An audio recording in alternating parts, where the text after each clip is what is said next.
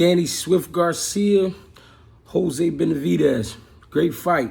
Unlike I predicted Danny to stop him in the 9th or 10th round. They went the distance, and it was a competitive fight. You couldn't ask for more as a fight fan.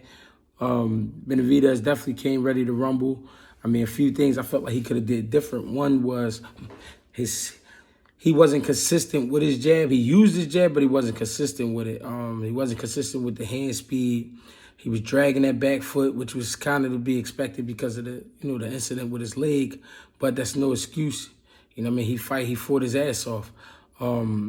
I felt like he overshot sometimes with that right hand. He was a little too anxious, and he was a little too into the moment, I would say. Not so much the fight, but into the moment with all the gesturing, trying to let Danny know that he was tough and all this type of shit. Things that Danny already expected, You got to be honest with a world-class fight like that. Also, Danny Garcia, he came out using a great jab, using great hand speed, combinations, going to the body, being consistent to the body. I thought that was very important with, with a guy like Jose Benavidez, because you definitely got to slow him down, especially with the size and the speed, stuff like that. One thing with Danny, though, he was overshooting that right hand as well.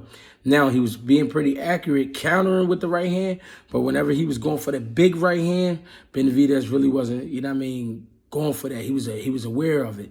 Danny overshot it one good time, I think, in the 5th round, and actually crossed his feet and got caught with a couple uppercuts, falling in, but I think he learned from that.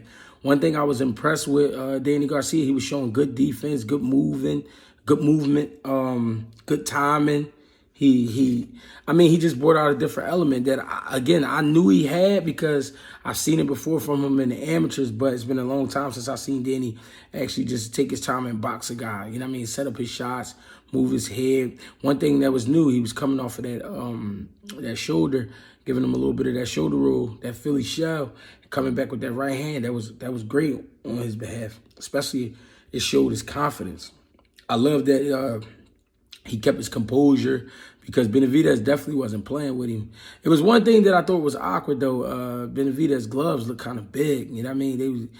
I was like, I ain't never seen no gloves that big. Even though they did go up to 10 ounces, but it was just something weird about them. They look like a little oversized.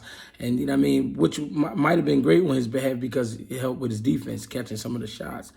It was a very competitive fight.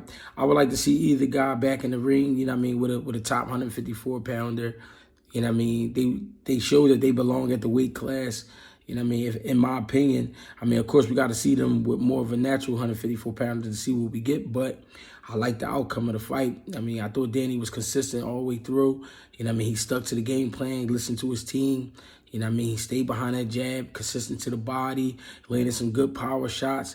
Benavidez landed some good shots as well, though. We're not going to forget about it, act like he wasn't in it.